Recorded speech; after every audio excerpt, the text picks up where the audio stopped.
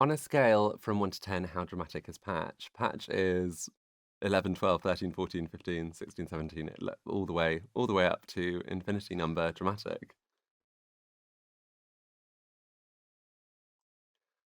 What inspired me to tell this story is that I've always been kind of obsessed with the stories that I heard from friends about the kind of embarrassing and humiliating things they had done when they were first falling in love.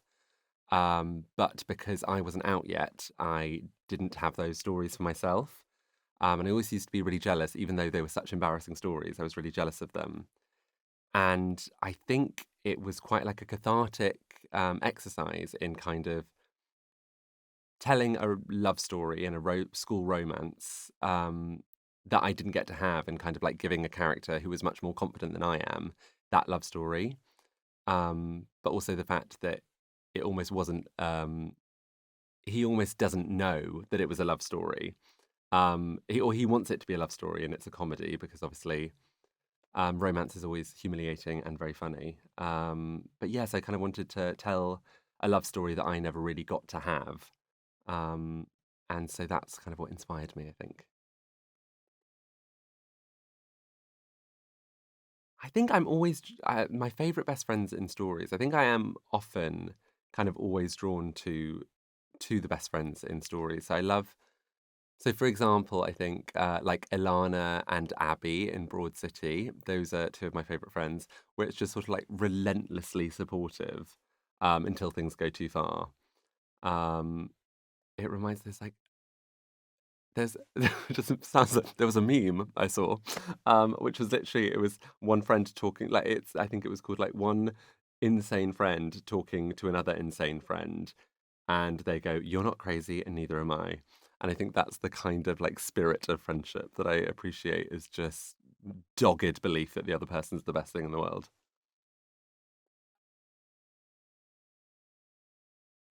Were any of Patch's mum's self-help book advice bits helpful? Not really. I think also because he takes a very like skim read approach to self-help. So he'll be like, okay, like if you like practice self-love, and he'll be like, great, I'm going to order something online. Um, I'm sure there are bits there that you could use and would be very useful, but he often does not find them. I think also a 16-year-old, it's hard. I at least found it very hard to like sort of like stick to a rule. And I think Patch struggles with that as well.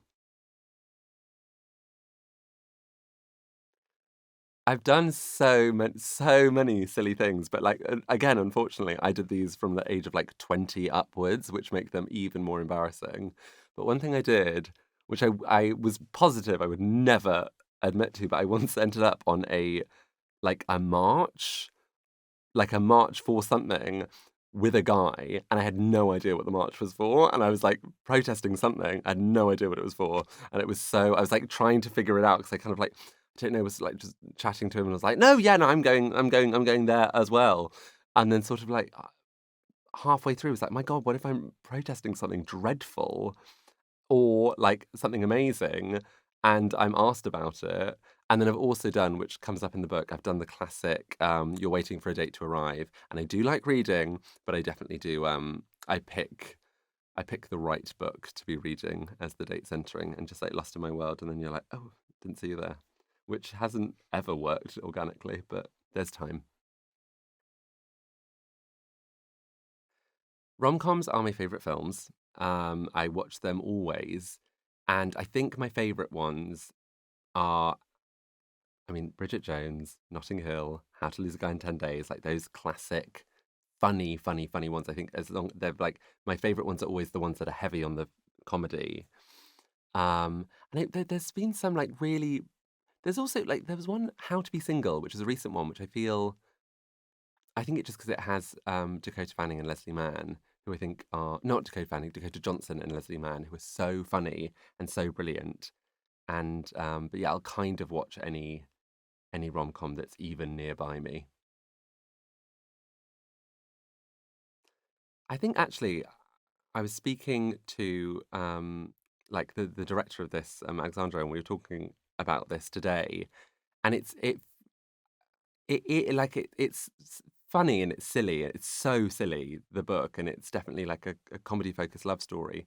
But it feels so cathartic to have written it and to tell it, because it makes me like almost jealous of Patch and of kind of being able to like love so courageously, so ludicrously. Like he's so bad at it, but the fact that he could at 16 like pursue love so like doggedly and so self-assuredly feels so important, because I think it's a really scary thing, all the like love stories that might not happen because people are too scared, and I definitely was too scared.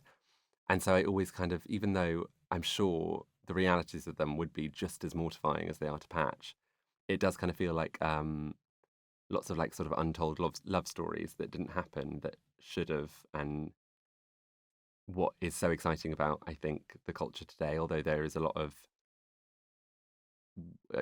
room for improvement and work to do, is that more of those love stories are being able to be realized. Um, and if this book is like a tiny like counter towards that good movement, then I will be a very happy author.